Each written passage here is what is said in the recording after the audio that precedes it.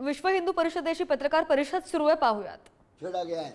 ऐसा जितना भी हमारा नुकसान हुआ है हिंदू समाज का, उसकी भरपाई की जाए और उन आरोपियों को जल्द से जल्द पकड़कर उसकी भरपाई नहीं करेंगे तो विश्व हिंदू परिषद, बजरंग दल और आने वाले समय में संगठन जैसा हमको कहेंगे वैसा हम और आंदोलन की तैयारी करेंगे। मुझे ये बताएं कि जो जिस तरीके से कार सेवा की जो जिक्र किया गया था, तो इस जो कल उपद्रव हुआ जिस तरीके से, क्या इसके बाद आप लोग उसको इसी तरीके से जो संकल्प लिया था वो संकल्प कायम है? पहला कोई भी आप देखते कि भाई प्रभु राम जी का मंदिर भी जब हमको वो हुआ तो 500 वर्ष लग गए, तो एक ही बार के आंदोलन में नहीं हुआ, तो टप्पे बाई टप्पे कार्य करना पड़ता है।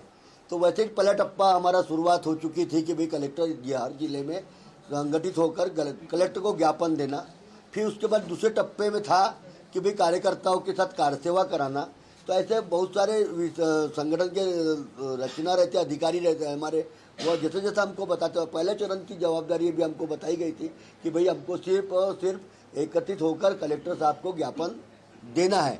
तो हमने कल का टप्पा किया, जैसे जैसे हमको जानकारी आगे की मिलेगी वैसा हम आपको हर कार्यक्रम बता के करेंगे। देवी जी, आपका बोलना है जैसे औरंगजेब को जो मानने वाले लोग हैं उन्होंने ये किया है, लेकिन उनका बोलना ये है कि आपके तरफ से उनको उत्तेजित किया गया है। उनका आपकी इधर से जो उनकी जो ये थी एफरीजी, वहाँ पे जो चादर है जिसके ऊपर कुछ कुरान के आयातें लिखी थी, उसको जलाने से वो हताश मतलब नाराज हुए और उत्तेजित होकर उन्होंने ये किया। इसका आपका क्या बोलना है इसको? डेनमार्क में कार्टून बनता है तो पूरे भारत में भी वो लोग आग लगाते हैं। जो वो लोग बोल रहे हैं उसको हम नकार रहे हैं कि ऐसा कुछ भी आयत नहीं लिखी थी, एक खरा कपड़ा आ रहा है कि भाई जब मजाक बनती है उसका एक स्वरूप रहता है। अगर आयत रही होती तो पूरे महाराष्ट्र में नहीं पूरे भारत में आंदोलन करते, लेकिन ऐसा कुछ भी आयत नहीं थी, सिर्फ और सिर्फ लेकिन उनने तैयारी करके रखे थे और पूरा प्लानिंग से वो काम को अंजाम दे रहे थे करके। हम आपको बता रहे हैं, हम पर विश्वास रखो कि हम उस आयत नाम की कैसे कोई भी हमने उसमें कपड़े पर आग नहीं लगाए।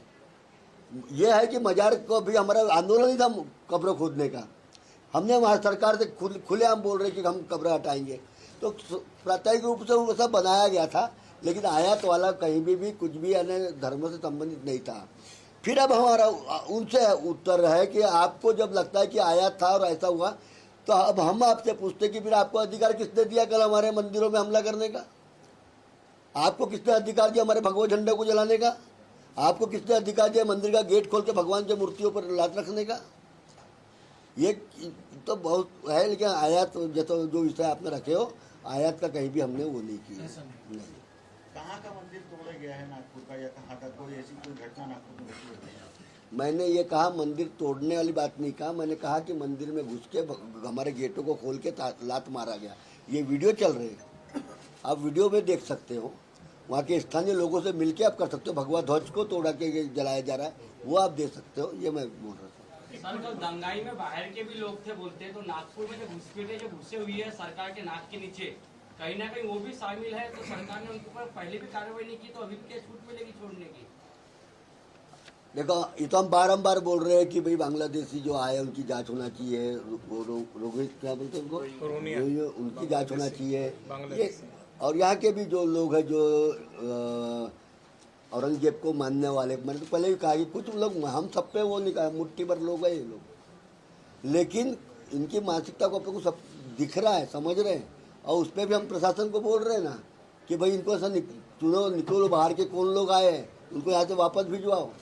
उस तो हमारी मांग निरंतर बारंबार चलती है और उस पर भी हम बात प्रशासन से करेंगे। और सरकार कार्रवाई नहीं करी सर। 7 एकड़ में 2 एकड़ बचा, 27 एकड़ में से वहाँ तक घुसे हुए हैं, वो भी कहीं ना कहीं शामिल हो सकते हैं इसमें। नागपुर लोकल का जो विषय है राजकुमार जी और अमोल जी है, ये महत्वपूर्ण बात है कि जहां ये पूरा घटनाक्रम हुआ वहां से संघ मुख्यालय 700 से 800 मीटर दूर है। हेडगेवार जी का निवास स्थान